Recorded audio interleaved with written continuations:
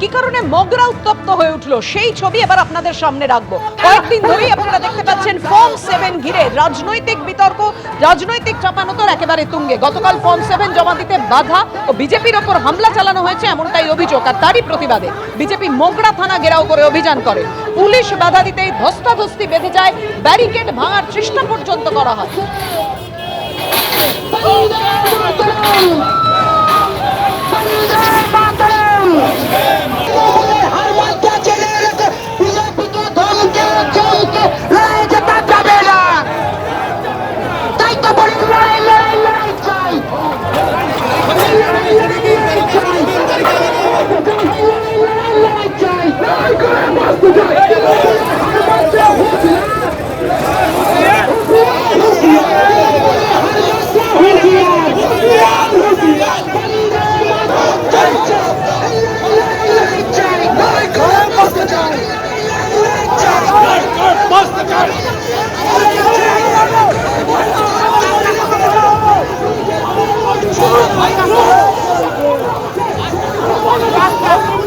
দুর্গাপুরে বিজেপি বিধায়কের নেতৃত্বে আজ বিক্ষোভ হলো।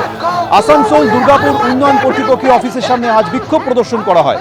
দুর্গাপুর পশ্চিমের বিজেপি বিধায়ক লক্ষণ ঘড়ুইয়ের নেতৃত্বে এই বিক্ষোভের ডাক দেওয়া হয়।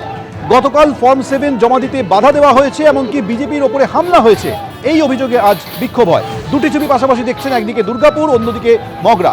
দু জায়গাতেই বিজেপি নেতাকর্মীরা আজ বিক্ষোভ করলেন।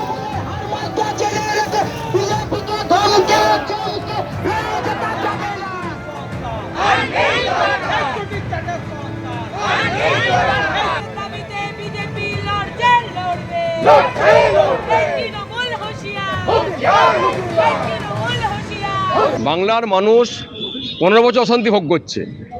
বাংলার মানুষ প্রতি সন্ত্রাসে কবলিত হচ্ছে। বাংলার মহিলারা প্রতি ধর্ষিত হচ্ছেন। বাংলার শিল্পায়ন বন্ধ, বেকাররা কাজ পাচ্ছে বাইরে চলে যাচ্ছে। বাংলা জুড়ে এসআইআর 7 ফর্ম জমা নেওয়ার কথা ছিল। 3 ধরে এসডিও কাছে গেছি, আজকে আসুন, আজকে হবে না, কালকে আসুন, পরশু আসুন। কাল ডেট দিয়েছিলেন, ডেট দেওয়ার পরে আমরা যাই অফিসের ফর্ম 7 ফর্ম নিয়ে পরে আগেই দেখতে পাই তৃণমূলের গুন্ডা বাহিনী, সিপিএমের গুন্ডা, এলাকার কুখ্যাত মাফিয়ারা, যারা বালি মাফিয়া, কয়লা মাফিয়া, যারা কারবার লোহা কারবার চালায়, তারা রোহিঙ্গারা, তারা পুরো গেট জাম করে এসডিও গেটের সামনে তৃণমূলের পতাকা লাগিয়ে দিয়ে পরে তৃণমূল নেতারা ভিতরে বসে থেকে ইনস্ট্রাকশন দিচ্ছেন। এবিপি আনন্দ, এগিয়ে থাকে, এগিয়ে রাখে।